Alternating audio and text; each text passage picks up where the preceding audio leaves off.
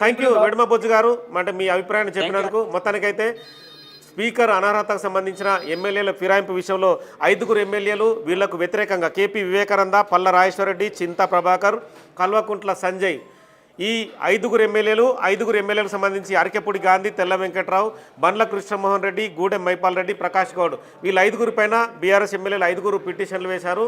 వీళ్ళందరూ కూడా గులాబీ పార్టీ పైన, బీఆర్ఎస్ పార్టీ గుర్తుపైన గెలిచిన తర్వాత కాంగ్రెస్ పార్టీకి వెళ్ళారు. కాంగ్రెస్ పార్టీలోనే ముఖ్యమంత్రి దగ్గరికి వెళ్ళి కండువా కప్పుకున్నారు. ఖచ్చితంగా వీళ్ళపైన అనర్హత వేటు వేయాల్సిందని చెప్పి వీళ్ళు హైకోర్టుకు వెళ్ళారు. హైకోర్టు నుంచి సుప్రీంకోర్టు వెళ్ళారు. సుప్రీంకోర్టు గడువు కూడా రేపు ముగుస్తుంది. మరో 3 ఎమ్మెల్యేలకు సంబంధించిన తీర్పుని రేపు స్పీకర్ గడ్డం ప్రసాద్ కుమార్ వెలువరించే అవకాశం కనిపిస్తుంది. కాలే యాదయ్య, పోచారం శ్రీనివాసరెడ్డి, సంజయ్ కుమార్ వీళ్ళకి సంబంధించిన తీర్పును కూడా రేపు చెప్పే అవకాశం కనిపిస్తుంది. మరో 2 ఎమ్మెల్యేలు దానం నాగేందర్ కానీ కడియం శ్రీహరికి సంబంధించిన అంశంలో వాళ్ళిద్దరూ టైం అడిగారు. తమ అభిప్రాయాన్ని చెప్పడం కోసం కొంత సమయం కావాలని చెప్పి స్పీకర్ని అడిగారు. కాబట్టి రేపు ఈ 3 ఎమ్మెల్యేల సంబంధించిన నిర్ణయాన్ని వివరించిన తర్వాత సుప్రీంకోర్టుకి సీల్డ్ కవర్లో గడ్డం ప్రసాద్ కుమార్ తన నిర్ణయాన్ని ఏదైతే వెలువరించిండో ఆ వెలువరించే కాపీని పంపించే అవకాశం కనిపిస్తుంది. రేపు తుది గడువు ఉన్న నేపథ్యంలో తదుపరి మిగతా 2 ఎమ్మెల్యేలకు సంబంధించి కూడా గడువు కావాలని అడిగారన్న విషయాన్ని కూడా రికార్డెడ్గా పంపించే అవకాశం కనిపిస్తుంది. సో మొత్తానికైతే కేపీ వివేకానంద, పల్ల రాజేశ్వరరెడ్డి, చింతా ప్రభాకర్, కల్వకుంట్ల సంజయ్ల పిటిషన్ని స్పీకర్ తోసిపుచ్చినట్టే అనుకోవచ్చు. ఎందుకంటే తీర్పు వెలువడిన తర్వాత అనర్హత అనేది ఎక్కడా జరగలేదు, 40 ఫిరాయింపులు అనేది జరగలేదని చెప్పి రికార్డెడ్గా తాను భావించానని చెప్పి తన తీర్పు కాపీలో పేర్కొన్నారు. కాబట్టి ఎందుకంటే ఇక్కడ అఫీషియల్గా పార్టీ కార్యక్రమం సంబంధించి గాంధీ భవన్కి వెళ్ళడం కావచ్చు, గాంధీ భవన్లో ప్రెస్ మీట్లు నిర్వహించడం కావచ్చు, కాంగ్రెస్ పార్టీ అధికారికంగా కార్యక్రమాలు ఎక్కడన్నా పార్టీకి సంబంధించిన కార్యక్రమాలు నిర్వహించినా అక్కడికి వెళ్ళి ఆ పార్టీ కార్యక్రమంలో పాల్గొనడం కావచ్చు, అవన్నీ కూడా ఎక్కడ జరగలేదని చెప్పి స్పీకరు తనకు సంబంధించిన ఎవరైతే అనర్హత ఎదుర్కొంటున్నారో వాళ్ళకు సంబంధించిన వాదన్ని ఖచ్చితంగా పరిగణలోకి తీసుకున్నాడని చెప్పచ్చు. పరిగణలోకి తీసుకున్న తర్వాత ఈ తీర్పు వెలువరించారు. ఎందుకంటే ఇప్పటికీ ఈ 5 ఎమ్మెల్యేలు ఆరోపణలు ఎదుర్కొంటున్న 5 ఎమ్మెల్యేలు కూడా తాము ఇప్పటికీ బీఆర్ఎస్ పార్టీలో కొనసాగుతున్నాము, అసెంబ్లీలో కూర్చున్నా కూడా బీఆర్ఎస్ సంబంధించిన వైపే కూర్చుంటున్నాము, ఎందుకంటే తమ సీట్ల కేటాయింపు జరిగిన సందర్భంలో అక్కడే కూర్చుంటామని చెప్పి చెప్పుకొచ్చారు. ఇక ప్రతిపక్ష పార్టీకి పిఎస్సి చైర్మన్ అనేది ఆనవాయితీగా ప్రతి ప్రభుత్వం ఇస్తూ ఉంటుంది.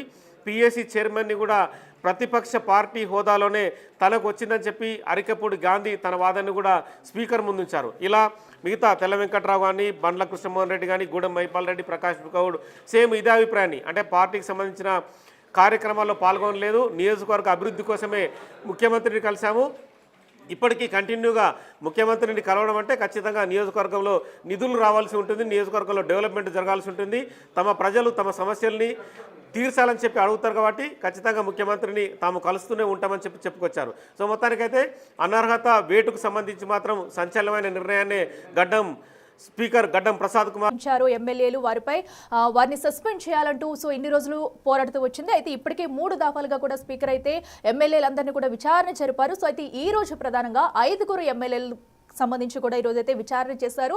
అసెంబ్లీ ఓపెన్ కోర్టులో అందరి నుంచి న్యాయవాదుల నుంచి వాదనలు విన్న తర్వాత అయితే కీలక నిర్ణయం తీసుకున్నారు. పార్టీ మారనడానికి ఎలాంటి ఆధారాలు లేవు. సో బీఆర్ఎస్ చెప్పినట్టుగా కూడా ఎలాంటి ఆధారాలు లేకపోవడంతో అందరికీ బిగ్ రిలీఫ్ అయితే కలిగించారు స్పీకర్ అని చెప్పాలి. సో దీంతో ఇది బీఆర్ఎస్ కి మరొక షాక్ అని చెప్పుకోవాలి. ఎందుకంటే సో ఇప్పుడు ఎవరైతే ఉన్నారో 10 మంది అటు పార్టీ ఫిరాయించిన ఎమ్మెల్యేలు ఉన్నారు, వారందరిపై సస్పెన్షన్ వేటు వేయాలి. వేటు వేస్తే కనుక మళ్ళీ 10 నియోజకవర్గాల్లో ఖచ్చితంగా ఉప ఎన్నికలు వస్తాయంటూ కూడా బీఆర్ఎస్ అయితే ఇన్ని రోజులు పలు రకరకాలుగా కూడా హంగామా చేస్తూ వచ్చింది. సో వారందరిపై కూడా నిర్ణయాలు తీసుకోవాలంటూ హైకోర్టుకు వెళ్ళింది, సుప్రీంకోర్టుకు వెళ్ళింది, ఖచ్చితంగా ఉప ఎన్నికలు వస్తాయంటూ కూడా తమ వాదనలు వినిపిస్తూ ఉన్నారు. అయితే వాటన్నిటికీ చెక్ పెడుతూ కూడా ఏదైతే సుప్రీంకోర్టు 18 వరకు ఈ నెల 18 వరకు గడువిచ్చింది, గడువులోగా స్పీకర్ నుంచి ఎలాంటి నిర్ణయం తీసుకుంటారనేది కూడా అటు సుప్రీంకోర్టుకు వెలువరించాలంటూ కూడా సుప్రీంకోర్టు అయితే గడువు అయితే విధించింది. సో ఈ నేపథ్యంలోనే ఈ రోజు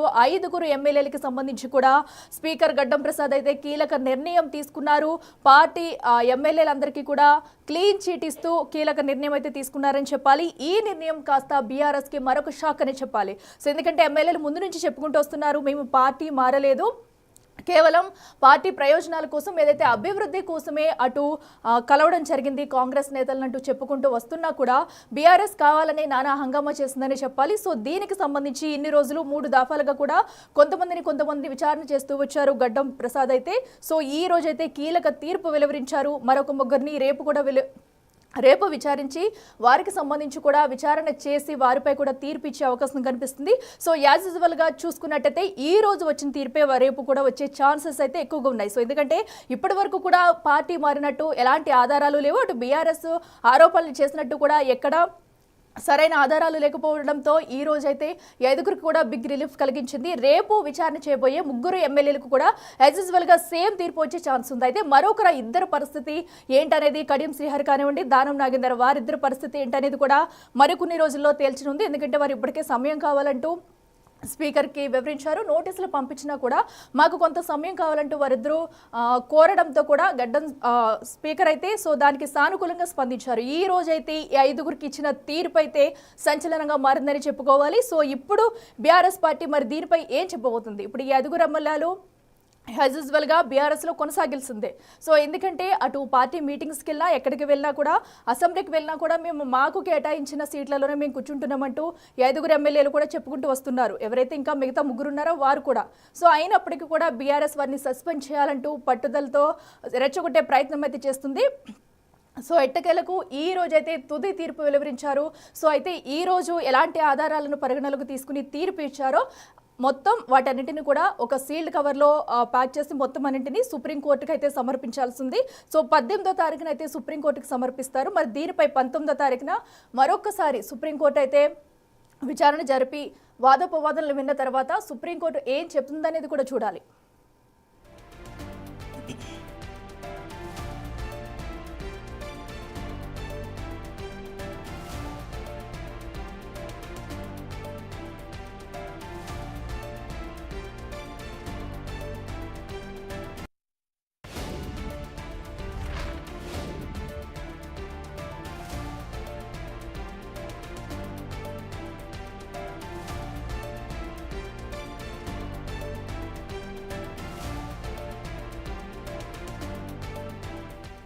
రేటగా గడ్డం స్పీకర్ తీసుకున్న నిర్ణయం సంచలనంగా మారిందని చెప్పాలి. ఇప్పటికే ఏదైతే పార్టీ ఫిరాయింపు ఎమ్మెల్యేలను సస్పెండ్ చేయాలంటూ కూడా బీఆర్ఎస్ అయితే వాగ్వాదాలతో కూడా ముందుకు వెళ్తూ వచ్చింది. సో అయితే ఇప్పటి వరకు 3 దఫాలుగా విచారణ జరిపిన స్పీకర్ అయితే ఈరోజు కీలక నిర్ణయం తీసుకున్నారు. సో ఈరోజు ఉదయం నుంచి అందరూ ఎంతో ఉత్కంఠగా ఎదురు చూస్తున్నారు. స్పీకర్ ఎలాంటి నిర్ణయం తీసుకోబోతున్నారు, ఈ ఎమ్మెల్యేల పరిస్థితి ఏంటన్న దానిపై ప్రతి ఒక్కరూ ఉత్కంఠంగా ఎదురు చూస్తూ వచ్చారు. అయితే వీరందరికీ ఈరోజు 5గురిని విచారించింది. 5గురికి కూడా క్లీన్ చిట్ ఇచ్చిందని చెప్పాలి. 5గురిని రిలీవ్ చేస్తూ సో పార్టీ మారారు అనడానికి ఎలాంటి ఆధారాలు లేవు. బీఆర్ఎస్